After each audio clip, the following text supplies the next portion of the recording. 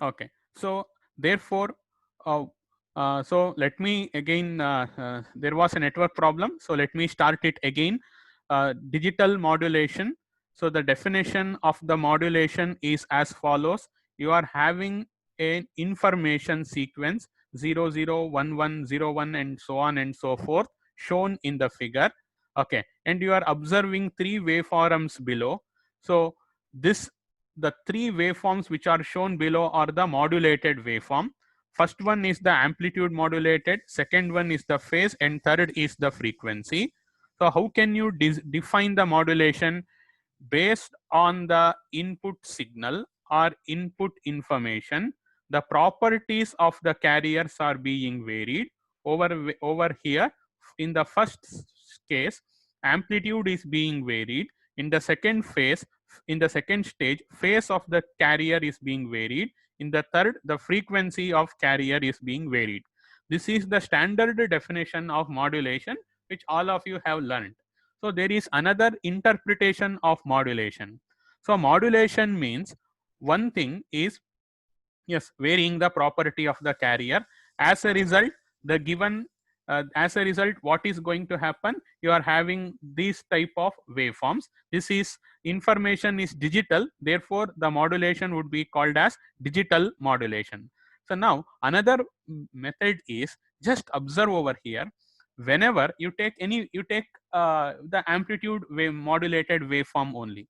Whenever you are having 0, you are sending a signal with 0 amplitude. You can observe.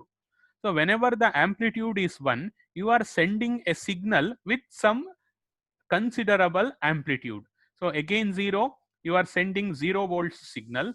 Again you are having 1, you are sending some amplitude signal or signal with considerable amplitude. So therefore, for each and every symbol, there is a mapping. 0 has been mapped to a signal of 0 volts.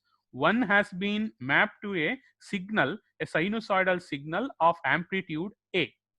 Come to the second waveform, that is the phase modulation. So here 0 is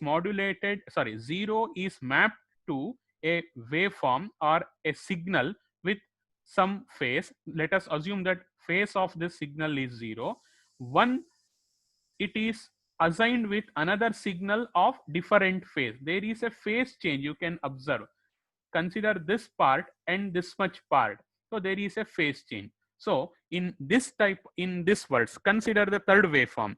0, you are assigning a signal of low frequency. Whenever you transmit one, you want to transmit one, you are sending a signal of high frequencies. So therefore, as you can tell modulation as mapping, or mapping is another way of defining modulation, wherein each symbol is being mapped to a particular signal. Symbol is mapped to a signal. That is also a definition of modulation. Why I have told that this definition is, the entire analysis would be in the same. In your modulation analysis, you are not going to write a single equation. You are going to write equations for every message. Here, what are the two different messages? 0 is one message and 1 is another message. So therefore, you are having two symbols, 0 and 1. For 0, you will write one equation, and for 1 you will write another equation. As far as amplitude modulation is concerned, for 0 you will write 0. For 1 you write AC into cos omega CT. Like that you are going to write. So for each and every symbol, 0 or 1, you are having one signal assigned. Okay. So initially we will study, as per the syllabus, we will study this phase modulation. What is this phase modulation? According to one definition, phase of the carrier is varied in accordance with the message signal. So 0, no, some phase. Wherever 1 appears, there will be a sudden 180-degree phase change. You can observe the sudden straight line. So this happens to be the 180-degree phase shift. 1, again there is a 0 from this region. So you can observe a 180-degree phase shift. So we will just study this modulation for the time being. So therefore, we will have the study of phase shift keying. Yes.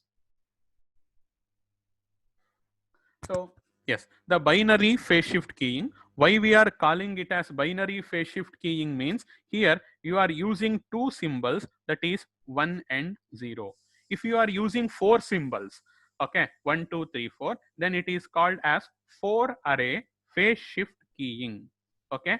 If you are using 16 array phase shift keying. Like that, we are going to define 1 and 0 are the two symbols. So as per the new definition, 1 is mapped to a signal S1 of t and 0 is mapped to the signal S2 of t. Just observe what is the difference between S1 and S2. Only the phase shift of 180 degree. The S2 is leading S1 of t by 180 degrees. That is the only change. So this is how you need to understand the modulation techniques. How in modulation, the old definition holds good always. The new definition is each and every message is being assigned with a particular waveform. So S1 of t is being assigned to 1 and S2 of t is being assigned to 0. Okay. So therefore, whenever you are transmitting 1, you switch, you are using a carrier of amplitude so and so in cos of 2 pi fct. When you want to transmit 0, you are using the carrier with 180 degree phase shift. So now as the time progresses, we will understand why we have written 2 EB by TB. Currently, we will assume this as the amplitude of the carrier. What we will assume? Let us assume this as amplitude of the carrier. What is TB? TB is the duration of the symbol duration.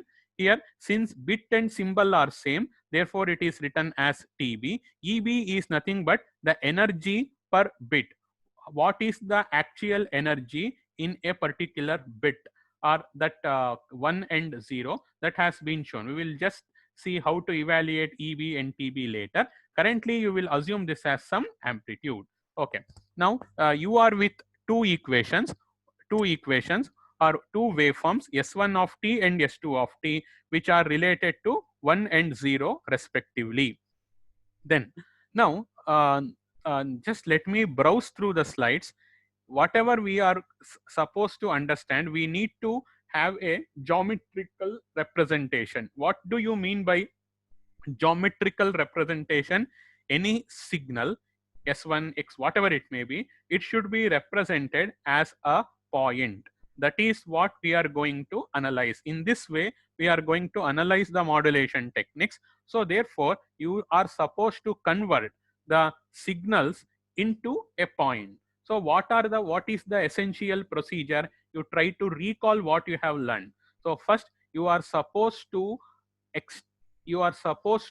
write the signal in terms of linear combinations of orthonormal basis functions. This was the first topic in the second module. Any signal Si of t, I repeat, any signal Si of t can be expressed as a linear combination of orthonormal basis functions. The definition of orthonormality and linear combination has been explained. So pertaining to that particular concept, so we are defining a basis function. Why we need to do all these things? Because once you are able to express the signals in terms of basis functions, then we can easily write the signal in the form of points. That is why we are going to follow the procedure. So therefore, first we need to identify the basis functions. How will you identify the basis functions? You should use the Gram-Schmidt orthogonalization procedure. From the Gram-Schmidt orthogonalization procedure, you are going to extract the basis functions. So here, what are the signals under consideration? S1 of t and S2 of t. Don't forget, what is S1 of t? It represents symbol 1. What is S2 of t? It represents symbol 0. So for these two are the signals in your set. from this set of signals, you need to find out the basis. Remember, S1 of t and S2 of t, they you can observe what is the relationship between S1 and S2. If you multiply -1 with respect with S1 of t, you are going to get S2 of t. So both are dependent. You just observe that. So such type of signals are called as antipodal signals. So we will come to that